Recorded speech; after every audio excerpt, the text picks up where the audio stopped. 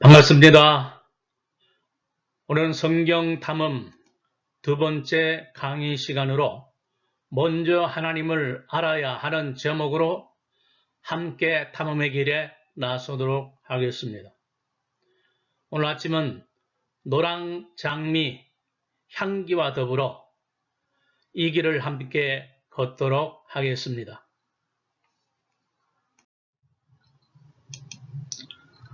하나님을 알아야 우리 자신을 알 수가 있습니다.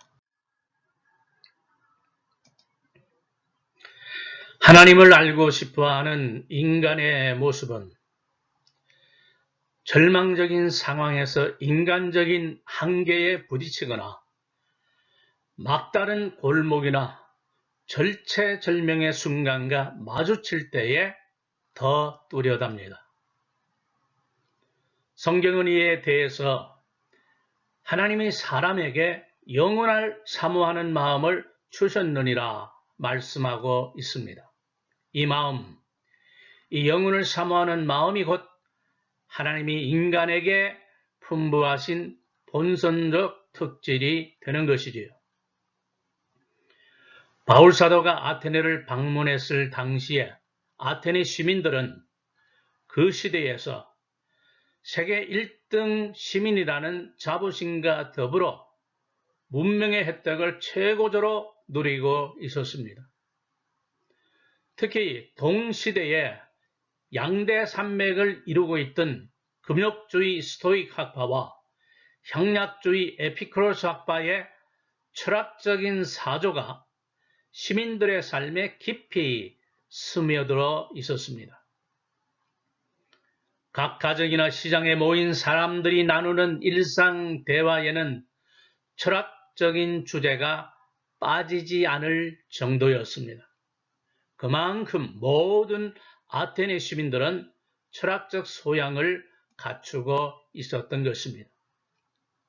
심지어 알지 못하는 신에게라는 신전을 세우고 섬길 만큼 탁월한 종교성을 지니고 있던 아테네 시민들에게 전도 여행 중이던 바울은 복음을 전하려고 했던 것입니다.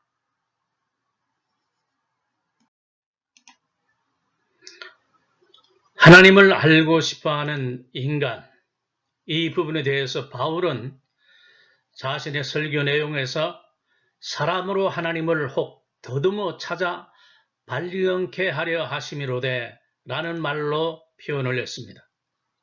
이것이 바로 하나님이 인간에게 남겨두신 종교성인 것입니다.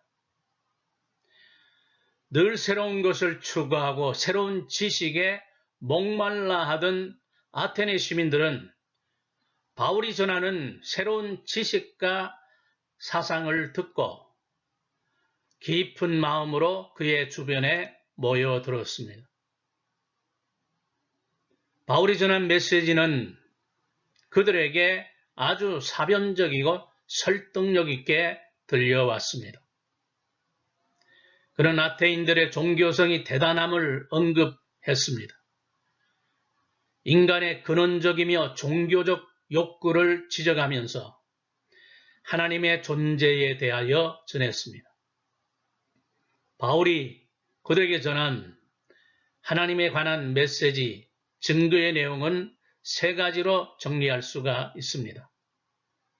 그것은 멀리 계신 하나님, 그리고 가까이 계신 하나님, 스스로 숨어 계실 정도로 멀리 계셨던 그분이 역사 속에 찾아와 가까이 계신 분인데 그분은 인간의 모습으로 나타나 인간과 더불어 사시다가 십자가에 죽고 부활하신 하나님의 아들 예수 그리스도이심을 증거했습니다.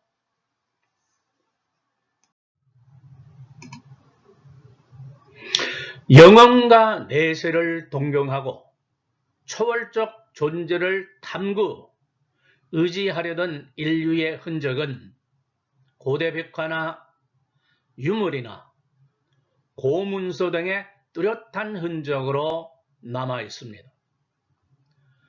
고대인 현대인 할 것 없이 끊임없는 호기심의 대상은 현재와 다른 내세, 인간과 다른 신의 세계입니다. 이 세상에 일어나는 모든 현상 배후에는 어떤 절대적인 존재가 있을 것이다. 그 존재에 대한 갈망, 인간이 누구인가, 인간이 무엇인가, 인간에 대한 탐구를 다루는 인간아, 신은 누구인가, 하나님은 누구며 어떤 분인가, 그것을 연구하는 신학, 그리고 이 세상에 존재하는 모든 학문의 배경에는 절대적 존재가 있는 것이지요.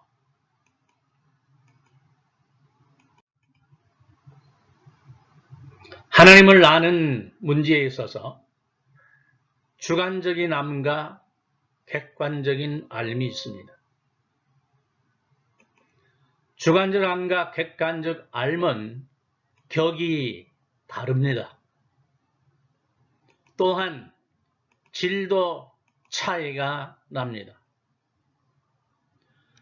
주관적 지식과 객관적 지식이 갖고 있는 이 격의 이질성과 질의 차이성에도 불구하고 둘 사이에는 흡사 비슷한 성격을 갖고 있습니다. 이러한 요소들이 한데 얽혀 있는 것이죠. 하나님에 관한 객관적 지식은 종교의 테두리 안에서 그 종교가 최고의 가치로 여기는 경전을 연구함으로 어느 정도 알 수가 있습니다. 그것이 우리가 성경을 그토록 알고 싶어하는 이유이기도 합니다. 하나님을 아는 주관적 지식은 전적으로 개인의 체험과 무관하지 않기 때문에 그 진위 여부를 가리기가 아주 쉽지 않습니다. 왜냐하면 개인적인 체험은 심리적인 현상이나 정신적 체험에다가 종교적 의미를 부여하여 신체험 또는 하나님 체험이라 주장할 수 있기 때문에 그렇습니다. 기독교는 스스로 자신을 계시함으로 인간이 알매 이를 수 있게 합니다. 이는 인류의 입장에서 보면 매우 다행스러운 일이라 할 수 있습니다. 왜 인류에게는 가장 믿을 만한 텍스트인 성경이 주어졌기 때문이죠. 이로 인해서 모든 인류는 하나님을 알아가는 안전한 길을 확보하게 된 셈입니다.